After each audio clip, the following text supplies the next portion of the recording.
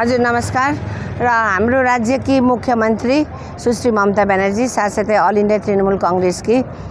Chairperson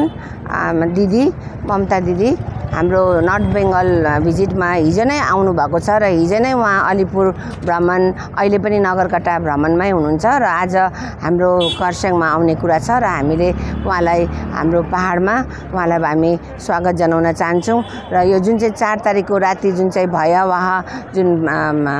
पानीले गर्दाखेरि बादल फाटेको पनि कतिवटा जग्गामा थियो र त्यसले गर्दाखेरि धेरै नर्थ बेंगलको विभिन्न इलाकामा साथसाथै पहाडको विशेष गरेर यो दार्जिलिङ जिल्लामा नै भनौं विशेष मिरिक ब्लकमा मिरिकमा साथसाथै दुधियामा अनि यता सुक्या मानेभन्ज्याङ ब्लकमा धेरै क्षति भएको छ र धेरै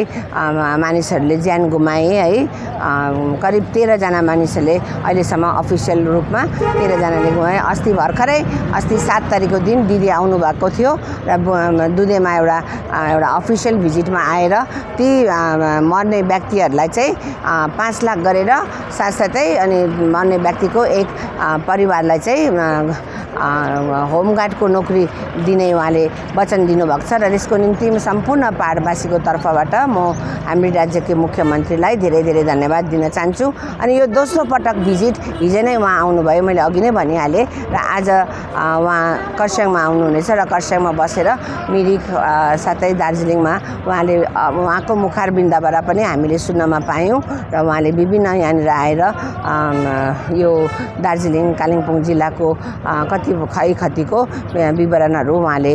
रिभ्यू गर्नुहुन्छ भनेर उहाँको मुखारबिन्दबाट सुन्नमा पायौं अनि साथै उहाँ भोलि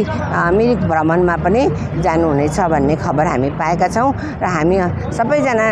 तृणमूल पार्टीका एउटा सिपाहीको हैसियतमा हामी दिदीलाई हाम्रो पहाडमा हामी भव्य स्वागत गर्न चाहन्छौं। साथसाथै यो दुःखको घडीमा उहाँले एउटा राज्यकी मुख्यमन्त्री आफ्नो व्यस्ततालाई छोडेर हाम्रो पहाडको निम्ति यो तराई डुवर्सको निम्ति उहाँ आइदिनु भयो। यति दिनसम्म